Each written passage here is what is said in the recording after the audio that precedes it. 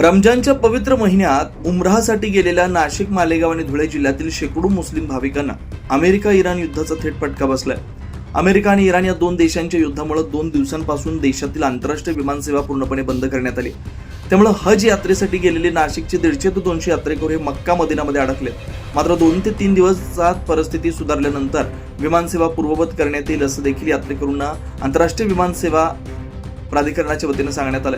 आंतरराष्ट्रीय विमानसेवा बंद झाल्यामुळे नाशिकमधील तब्बल 100 लोकांना आपली परदेशवारी रद्द करावी लागली.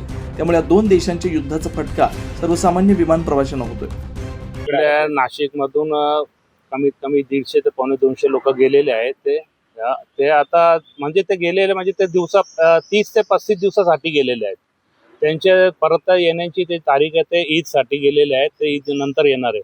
बाकी जे कमी दिवसासाठी गेलेले आहेत, जे 10 दिवस 15 दिवसासाठी ते अडकलेले आहेत. किती लोक आहेत, कुठे कुठे गेले होते?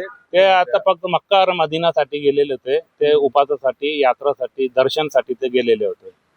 तुमचा संपर्क झाला काय? आमच्या संपर्क त्यांच्याशी झालेला आहे. ते व्यवस्थित आणि सुरक्षित आहेत. तिथे ते हॉटेलमध्ये आपल्या नेहमीप्रमाणे जेवण वगैरे, नमाज वगैरे पठण करतायत. परिस्थिती काय आहे तिकडची? तिकडची परिस्थिती असं आहे म्हणजे ते सौदी अरबचे जे एअरपोर्ट आहेत, रियाद, दमाम, जिद्दा, मेन म्हणजे ते जिद्दा आहे. सगळे लोक जे जातात ते जिद्दासाठी जिद्दाहून ते मक्क्याला जातात. तो जिद्दा एअरपोर्ट बंद झालेला आहे आणि आम्हाला तिकडनं आश्वासन मिळालेलं आहे की एअरपोर्ट जेव्हा चालू होईल आम्ही सर्वांना ते लोकांना जे अटकलेले आहेत त्यांना पाठवू. बरं, दुसरे अशासाठी जाणारे लोक किती होते इथून आणि ते जाऊ शकले नाही असे?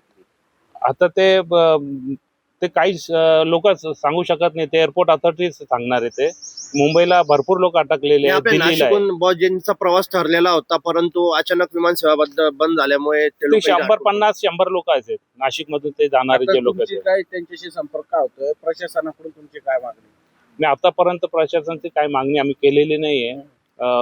कारण हे आहेत का ते एअरपोर्टला वाल्यांनी आम्हाला सांगितलेलं आहे की 2-4 दिवसात एअरपोर्ट चालू होईल. ते जसं चालू होईल आम्ही ते लोकांना परत घेणे. माझं नाव Haji Farooq Abdul Gani Tamboli, Arman tours and travels proprietor. 9 news महाराष्ट्रासाठी प्रतिनिधी इसाक कुरेशी, नाशिक.